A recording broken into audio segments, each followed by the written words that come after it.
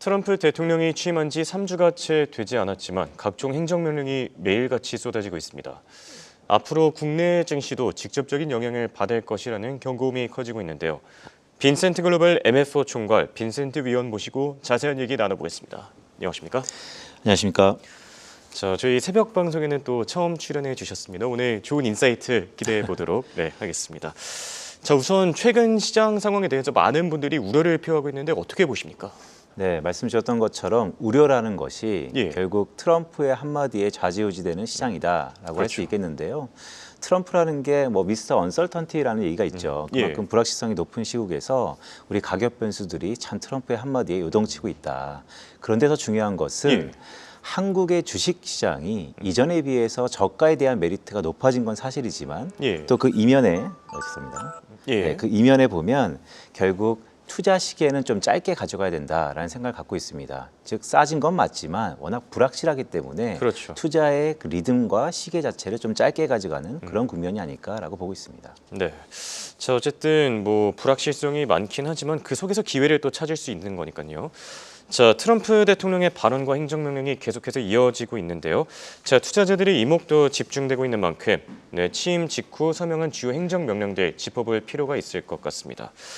자, 이렇게 저희가 트럼프 대통령 행정명령을 좀 자세하게 살펴볼까 하는데요. 김지윤 캐스터가 자세하게 정리했습니다. 네, 지금까지 트럼프 대통령이 서명한 주요 행정명령들 알아보겠습니다. 백악관 홈페이지에 들어가시면 올라온 행정명령들을 확인하실 수 있는데요. Declaring a national emergency at the southern border of the United States, 즉 남부 국경에 국가 비상사태를 선언한다는 이런 내용부터 미국 에너지 해방이나 미국 우선 무역 정책과 관련한 내용 등이 담겨 있습니다. 그중에서도 가장 화제가 되고 있는 관세 이야기를 빼놓을 수 없을 것 같은데요. 앞서 트럼프 대통령은 캐나다와 멕시코에 25%의 관세를 부과하는 내용의 행정명령에 서명한 바 있죠. 이에 대해선 협의를 통해 현재 한 달 유예된 상태입니다. 다만 중국산 수입품에 10%의 추가 보편 관세를 부과하는 것은 이미 현지 시각 4일 발효됐습니다.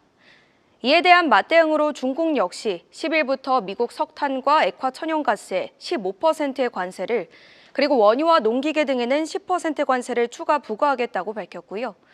이와 더불어 켈빈 클라인의 모기업인 PVH와 바이오 기업 일루미나를 신뢰할 수 없는 기업 명단에 포함한다고 전했습니다. 이번에는 CNBC가 분석한 관세 영향을 많이 받는 업종과 또 관련주의 주가가 최근 어떻게 흘러갔는지도 보겠습니다. CNBC에 따르면 자동차 제조업체와 공급업체, 의류업체, 그리고 운송 서비스 제공업체, 식품 가격 상승 우려가 있는 레스토랑 체인점 등이 그 대상이라고 분석했습니다.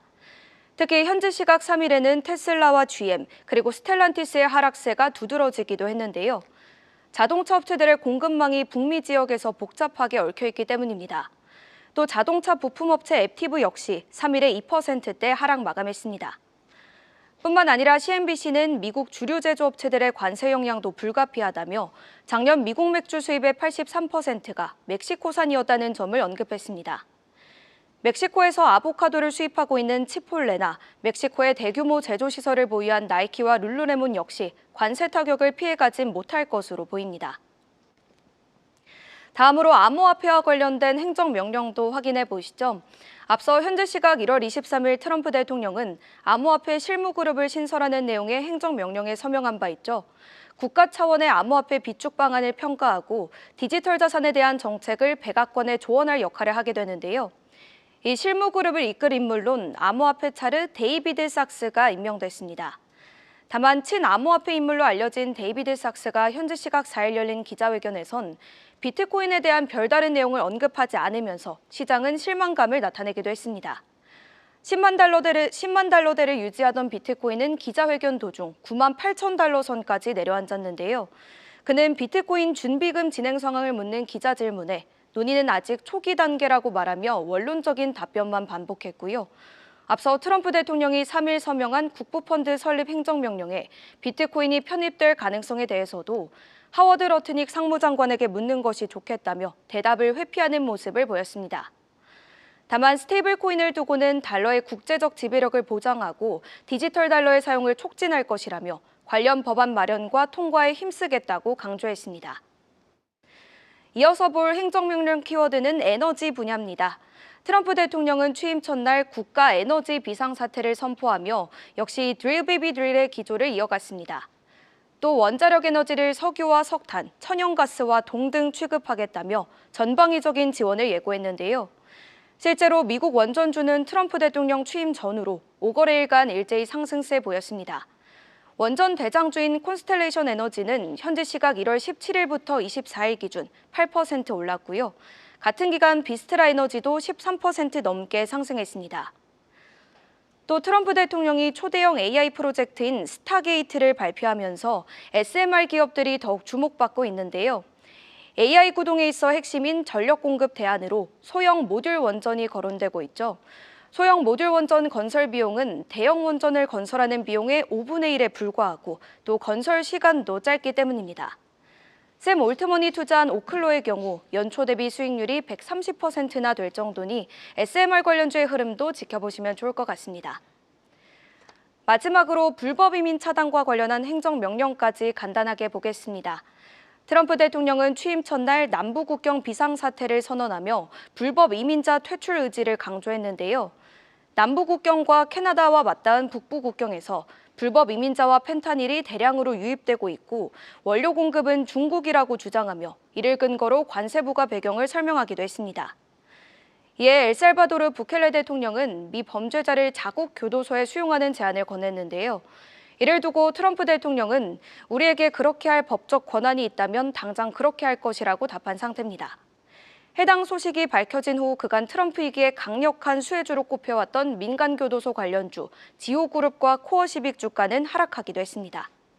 네, 이렇게 4개 키워드를 통해 그간 트럼프 대통령이 서명해온 행정명령들 알아봤습니다. 네, 어느 정도 예상하긴 했지만 트럼프 대통령 행정명령 거의 뭐 매일같이 쏟아지고 있습니다. 숨 쉴 틈이 없는데요. 혹시 진짜 속내가 따로 있는 겁니까? 진짜 속내. 예. 일단 트럼프 대통령이 지금 2기이지 않습니까? 예. 그러니까 지난 1기 때의 경험이 있다라는 것이죠. 지난 1기 때도 하고 싶은 건 참 많았는데 예. 결국 중간 선거에서 여야의 즉 양원의 정권이 흔들리다 보니까 하고자 하는 것을 다 이루지 못했거든요. 그랬었죠. 예. 이번 2기의 취임 이후에 우리가 보통 허니문이라고 얘기를 하는데 예. 한 100일간에는 지지율도 높고 또한 트럼프 대통령이 할 수 있는 의지도 강하고 예. 제반이 쫙 형성돼 있던 이 순간에 행정명령을 가파르게 쏟아내면서 그가 원하는 1기의 어떻게 보면 시행착오를 예. 이번에는 좀 더 속도를 높이면서 이루고자 하는 그런 속내가 아닐까라고 생각하고 있습니다. 알겠습니다. 자, 그리고 최근에 보고서를 내셨더라고요. 트럼프 이게 가장 주목하는 부분으로 베를린 효과 극대화라고 이제 짚어주셨는데 좀 자세하게 짚어주시겠습니까? 네, 좀 경제학적 용어인데요. 예. 우리 흔히 수요 법칙이라는 게 있죠. 가격에 따라서 즉 가격이 높으면 좀 덜 팔리고 예. 가격이 낮으면 많이 팔리고 이게 경제학에서의 수요의 법칙인데 지금 미국의 제조업체들의 상황들을 보면 예. 이 수요의 법칙이 완전히 깨진 상태입니다. 그렇습니까?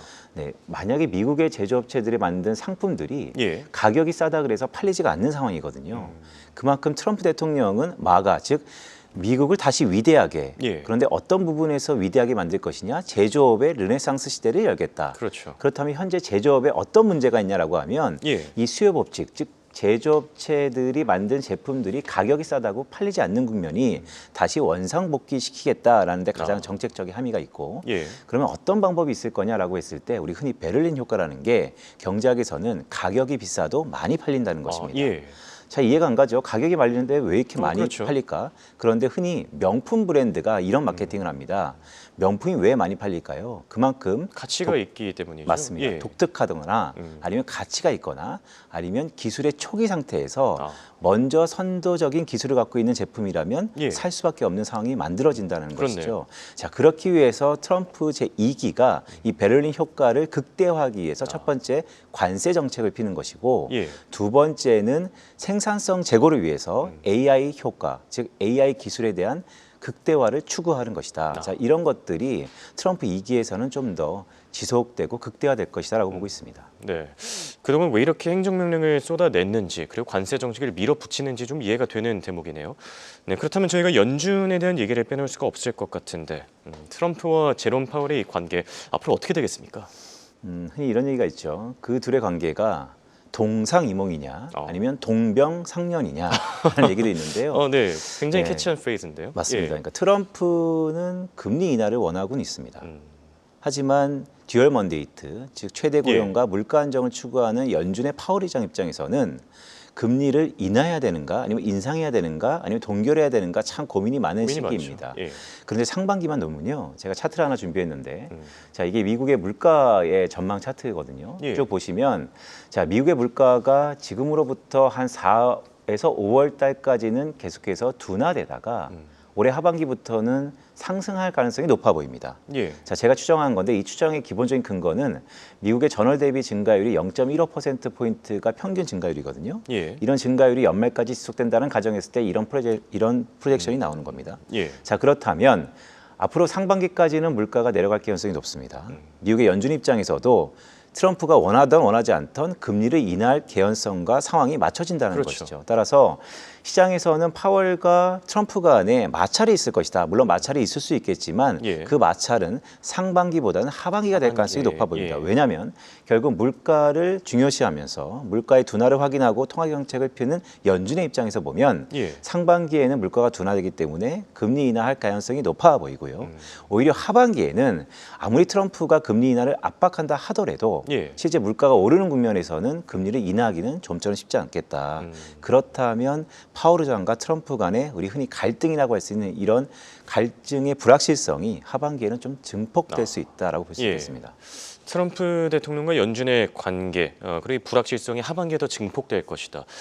그렇다면 여기서 제가 개인적으로 궁금한 건데 뭐 금리 인하와 관련해서 뭐 올해 한 차례다 두 차례다 말들이 많거든요. 개인적으로 어떻게 보십니까? 연준이 일단 가이드라인을 줬죠. 예. 연준은 3, 6, 9, 12 분기 말마다 점도표 다플랫을 통해서 우리가 올해 연말쯤 되면 예. 금리 인하와 인상의 아니면 동결의 이런 수준을 이 정도 가져갈 거야라고 가이드를 주는데요. 예. 현재 연준이 얘기하는 게 1.5회 정도의 인하입니다. 그렇죠. 자, 그리고 글로벌 IB들은 이번 1월 FOMC가 약간의 매파적인 성향을 보였다고 해서 예. 자칫하면 1회도 힘들다라고 보고 있는데 저 그렇게 개인적으로 보고 봤을 때는 예. 한 1회에서 2회 정도 선, 즉 연준이 얘기하는 것처럼 1회에서 2회 정도 선이 될 것 같은데 근데 문제는요. 그 시기입니다. 시기는 제가 모두에 말씀드렸던 것처럼 미국의 물가의 프로젝션, 즉 전망치를 보면 상반기보다는 하반기가 트럼플레이션이라고 우리가 흔히 얘기하죠. 예. 물가가 오를 가능성이 높기 때문에 만약에 인하를 한다면 하반기보다는 상반기일 가능성이 높고요. 예. 하반기에는 여차하면 인하 가능성이 극히 적어질 것이다라고 보고 있습니다. 알겠습니다. 금리 인하가 올해 시행되더라도 아마도 상반기에 집중될 가능성이 크다 이렇게 진단해 주셨고요. 자, 마지막으로 투자자분들이 가장 궁금해할 것 같은데 이렇게 변동성 그리고 불확실성이 높아지는 시기에 포트폴리오 전략 어떻게 짜야 되겠습니까? 사실 제가 모두에 말씀드렸던 것처럼 지금의 시장의 진단이 투자 예. 시기가 상당히 짧아질 수밖에 없다라는 말씀을 드린 적이 있어요. 예. 자, 포트폴리오를 구성할 때 그럼 과연 추세적인 모멘텀, 추세를 타고 있는 것이 무엇이냐라고 보면 지난 2년 동안 가장 강한 모멘텀을 갖고 있던 자산 중에 하나가 바로 금입니다. 금 빼놓을 수 없죠. 맞습니다. 왜냐하면 자, 트럼프의 달러 패권에 대한 위상과도 결부될 수 있는데 예. 금 투자는 앞으로 그런 추세적인 개연성, 즉 추세 추종이라고 할 수 있죠. 지금의 예. 트렌드가 올해 연말까지 이어질 가능성이 워낙 높다라고 개인적으로 보고 있고 이미 많이 올랐지만 여기서 더 오를 가능성이 있다라고 보시는 거죠? 맞습니다. 예. 왜냐하면 모두에 말씀드렸던 것처럼 트럼프 2기에서는 미국의 제조업의 기원, 르네상스를 다시 되찾기 위해서 수요 법칙, 즉 생산성이 떨어져 있는 제조업을 다시 한번 부흥시키기 위해서 가장 큰 것이 인식의 변화거든요. 자, 이런 것들이 전부 불확실성입니다. 예. 그렇다면 이런 불확실성에서는 안전선호의 가장 그렇죠. 대명사라고 할 수 예. 있는 금에 대한 유인이 높아 보이고요. 자, 두 번째는 결국 트럼프 정책이 미국의 제조업의 부흥을 이끈다는 것은 예. 그 중에 하나 AI 테크에 대한 기대가 여전히 높다. 따라서 포트폴리오를 짤 때 금 가격의 상승에 대한 어느 정도 비중을 담아두고 예. 위험 자산이라고 할 수 있는 미국 주식 중에서도 AI 테크에 대해서는 기본적으로 가져가자. 예. 이게 기본적인 올 한 해의 큰 얼개이고요. 혹시 국내 증시 전략도 있을까요? 네, 맞습니다. 그러니까 예. 시계를 좀 짧게 잡아보면 상반기에 만약에 집중될 것으로 보는데 예. 한국의 저가 메리트가 매우 높아지는 산업들과 종목들이 있습니다. 그 중에서도 미국향 수출이 기대되는 종목들이 있거든요. 수출이 기대된다. 네, 흔히 뭐 화장품이 있을 수 있는데 그렇죠. 자, 그런 종목들은 지금 짧게라도 우리가 포트폴리오 상에서 담아줄 개연성이 있다, 필요성이 있다라는 예. 측면에서 금과 미국 주식, 즉 빅테크로 이어지는 미국의 주식 시장에 대한 기대는 어느 정도 가져가되 예. 상반기만 놓고 봤을 때는 한국의 저가 메리트가 있는 특히나 미국향 수출이 기대되는 그런 종목들로 구성하는 것이 어떨까라고 보고 예. 있습니다. 알겠습니다. 정리를 해보자면은 전체적인 포트폴리오는 금과 미국 주식으로 가되 단기적으로는 국내 증시에도 주목할 필요가 있다 이렇게 조언해 주셨습니다. 지금까지 도움 말씀에 빈센트 글로벌 MFO 총괄 빈센트 위원이었습니다. 감사합니다. 고맙습니다.